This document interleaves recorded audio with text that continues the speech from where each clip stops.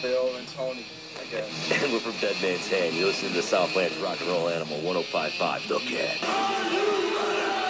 You're locked on the Southland's Rock and Roll Animal 105.5 The Cat for another hour of explosive, topical, high-energy metal, blues rock, grunge, and progressive rock from around the Southlands with me, Tim Lamping, on Homegrown Tones. Their music fierce, theatrical, sometimes melodic. Joliet, the Dead Man's Hand, cranks out a mixture of metal combining old school lead guitar solos and lyrics with intense political views. The project began about 5 years ago. The band, as of last year, released its debut EP, and they're slowly working on trying to expand that to a full length, maybe by the end of this year. But let's welcome from Dead Man's Hand, we have Jason J.T. Tafoya, who is their singer. Also, Phil Johnson, their bass player. Tony Rager founded the band back in 2006. He also is the lead guitarist. Something you don't hear is a drummer. A couple of injuries have sidelined him. Dan Rosovolji, I probably butchered that name, guys, but Close. It's really better than what we did.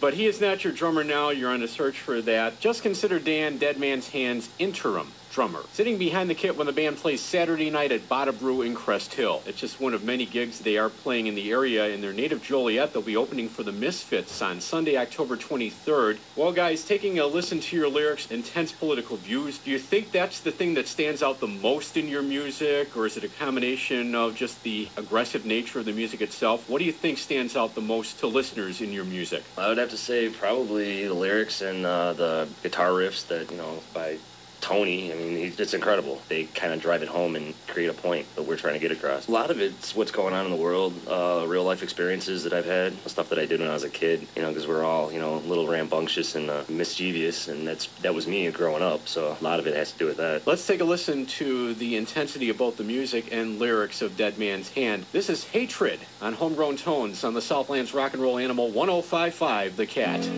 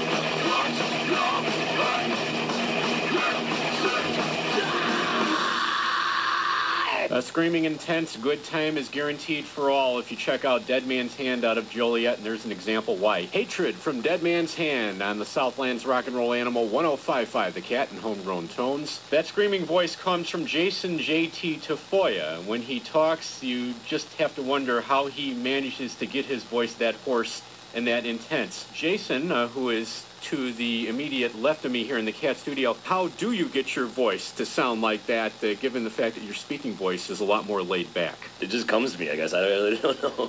Red Stag. Yeah, well, a lot of alcohol. I mean, nobody in particular inspired you. There wasn't one singer, and you just stood there like in front of a mirror with maybe a brush as a microphone and just screamed like that?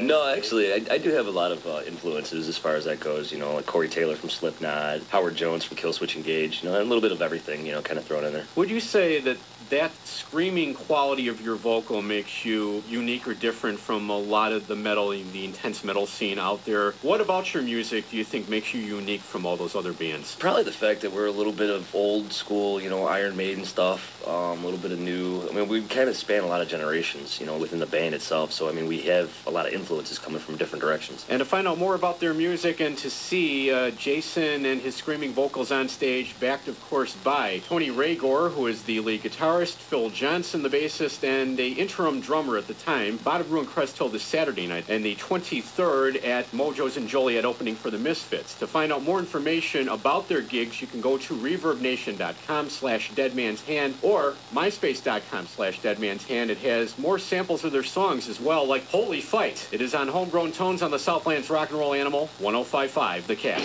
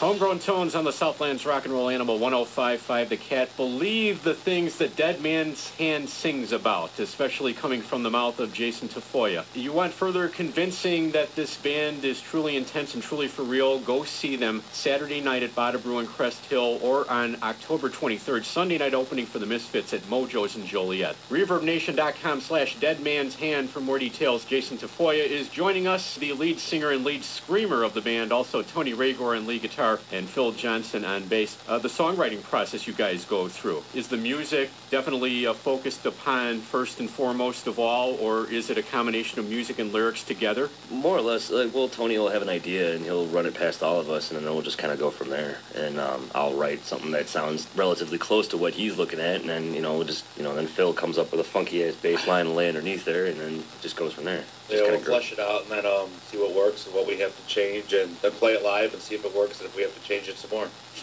Is playing new songs live the best way to first introduce them to audiences before you go into the studio and record them, would you say? That's Oh, yeah. usually how we do it, yeah. Yeah, definitely. Then when we do record it, we're much more familiar with the material and we can bang it out a lot quicker. You're still heavily involved in trying to get this first full-length CD together, and you have the EP or the 3 songs, and of course there's an excellent cover of Iron Maiden's Wrathchild. It's currently not on their Facebook page. I have taken a listen to it when it was a couple of weeks back, and great stuff. Have you thought about maybe a follow-up, anything in the future you might be doing? Would it sound similar to what you're doing now? Would it be a little more progressive in nature, would you say? We're just, this whole thing, we're just trying to find our sound. We went in a different direction, than when I first came into band 2 years ago. So this is now, actually, we finally found it. So you probably hear some a little bit different changes, a little bit. Yeah, it'll still be heavy, but it might progress a little bit, and it's not going to always be exactly the same, but it'll still have a heaviness to it. Well, it's a nice combination of old school heaviness, Iron Maiden melodic guitar sounds, and just the aggressive and very hoarse nature of the vocals of Jason Tafoya. Check it out from Dead Man's Hand. Again, Saturday night at Bada Brew in Crest Hill. On Sunday the 23rd, they're also playing at Mojo's in Joliet, opening for the Misfits. Go to ReverbNation.com/DeadMan'sHand or MySpace.com/DeadMan'sHand to sample more of the music. And I'd like to thank Tony, Jason, and also Phil for joining us here in the studio tonight, and good luck with your future, guys. All right, thanks a lot. And another example of their intense musical future, well, you don't have to wait too much longer for it. Maybe not the same attention to political issues in the last 2 songs, lyrics that we just heard. Kind of a nice horror film setting to this one, theatrical. Evil Underground from Dead Man's Hand on the Southlands Rock and Roll Animal, 105.5 The Cat, and Homegrown Tones.